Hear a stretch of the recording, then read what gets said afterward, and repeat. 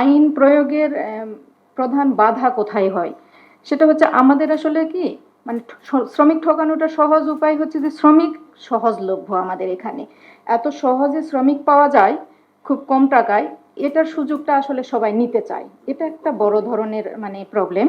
এরপরে আছে যে আমাদের দেশের আইন বিধি সম্পর্কে আসলে শিক্ষিতরাই সচেতন নয়, যারা আসলে রুট লেভেলে থাকে তারা জানেই না যে তাদের আসলে কি অধিকার আছে কি নেই, এটা একটা জানার মানে অজানা জায়গা তাদের। আরেকটা তো আছে যে অভাব অভিযোগ বা অনটন যেটা আছে, দারিদ্রতা, সেটা তো আমরা জানি সবাই। এরপরে আছে যে মূল যে কারখানা মালিক উনি চান যে উনি কিভাবে আরো বেশি মুনাফা করতে পারবেন, এই জন্য উনি আসলে এত কম বেতনের যে সাপ্লায়ারের সঙ্গে কম টাকা দিয়ে উনি এটা চুক্তি করতে যান। এই বিষয়গুলো আসলে ভিতরে কাজ করে। আমরা কি করতে পারি, আমরা আসলে সুলতান ভাইও বলে গিয়েছেন একদমই ঠিক যে এই যেটা নিয়ে আজকে কথা হচ্ছে তাদের আমরা অবশ্যই ইন্সপেকশন করতে পারি। হ্যাঁ, অর্থাৎ 5 জন বা 5-এর বেশি একত্রে হয়ে যেখানেই কাজ করুক না কেন সেখানে ইন্সপেকশন করার দায়িত্ব আমাদের আছে, ডেফিনেটলি আছে, এটা আইনে স্পষ্ট করে দিয়েছে, এটা আমরা অস্বীকার করব না।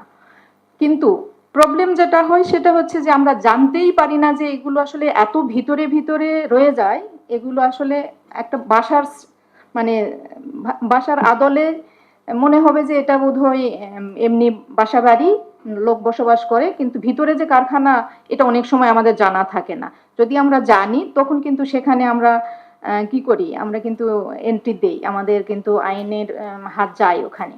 যেমন এর উদাহরণ হিসাবে আপনারা জানবেন যে কেরানীগঞ্জে যে ছোট ছোট কারখানাগুলো আছে, দেশীয় যে গার্মেন্টস কারখানাগুলো আছে, সেগুলোতে কিন্তু আমাদের শিশু শ্রম নিয়ে কাজ হচ্ছে এবং বিএলএফ এর সঙ্গে আমরা যৌথভাবে কিন্তু অ্যাকশন প্ল্যান বাস্তবায়ন করছি, আমরা কাজ করছি, কিন্তু যেখানে আমরা আসলে জানতে পারি সেখানে কাজ করি। এবং আমি ফিল্ড পর্যায়ের কথা বলি, যেমন মুন্সিগঞ্জে থাকতে অনেক ছোট ছোট চিপস কারখানা অমুক তমুক এগুলো একদম ঘরের ভিতরে ভিতরে, সেগুলো কিন্তু বের করে করে আমরা আইনের আওতায় নিয়ে এসেছি।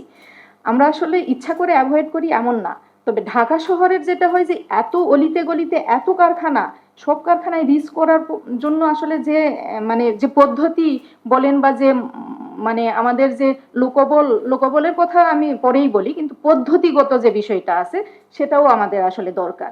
আমরা হয়তো ওই পদ্ধতিতে এগুতে পারছি না, এটা আপনাদের বিভিন্ন ফোরাম থেকে অবশ্যই উঠে আসবে যে আমরা আসলে কি পদ্ধতিতে এগুলে আমরা সব জায়গায় পৌঁছাতে পারবো। আমরা এই সংক্ষিপ্ত যেটুকু আছে সেই লোকবল দিয়েই যদি আমরা পৌঁছাতে পারি, সেটার একটা ওয়ে আউট আমাদের বের করা দরকার।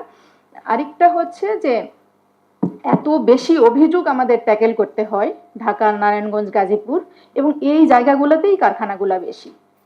হ্যাঁ, তো আমরা অভিযোগ ট্যাকেল করব না কারখানা ভিজিট করব না এই এই জায়গাগুলোতে হাত দিব, মানে আমাদেরও কিন্তু আসলে মানে ইচ্ছা হয় যে আমরা সবগুলো শ্রমজীবী মানুষকে আমরা আইনের আইনের সুবিধাটা দিতে পারি যদি, তাহলে আমাদের ভালো লাগবে। যেহেতু আমরা ওই ডিপার্টমেন্টে কাজ করি, এটা ধারণা করবেন না যে আমরা একেবারে মানে মানে হার্ড মানে ইয়ে নিয়ে বসে আছি যে আমরা খুব কর্কশ মানুষ, এরকম না, আমরা আসলে সফট হার্টেড মানুষই বলবো। কারণ হচ্ছে যে পরিমাণ আমরা গত 1 সপ্তাহ ধরে আমাদের ওয়ার্ক প্লেসে আমরা ঢুকতেই পারি নাই, বলেন ঢুকতেই পারি নাই, আমরা কিন্তু কোনো অ্যাকশানে যাই নাই।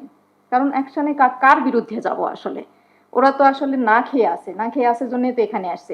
তো এই যে বিষয়গুলা দেখেন, আমরা 1 সপ্তাহ ধরে কাজই করতে পারিনি, তাহলে এটা একটা আমাদের পিছিয়ে যাওয়া, এরকম অসংখ্য বিষয় আছে। তারপরেও আমরা বলবো যে আমরা কিছু কিছু জায়গায় কিন্তু আসলে হাত দিয়েছি। এবং আমি যখন ফিল্ডে যখন আমি এআইজি হিসাবে কাজ করেছি, তখন আমি এই যে পুরান ঢাকার যে ছোট ছোট স্থানীয় যে গার্মেন্টস কারখানা এগুলো ভিজিট করেছি।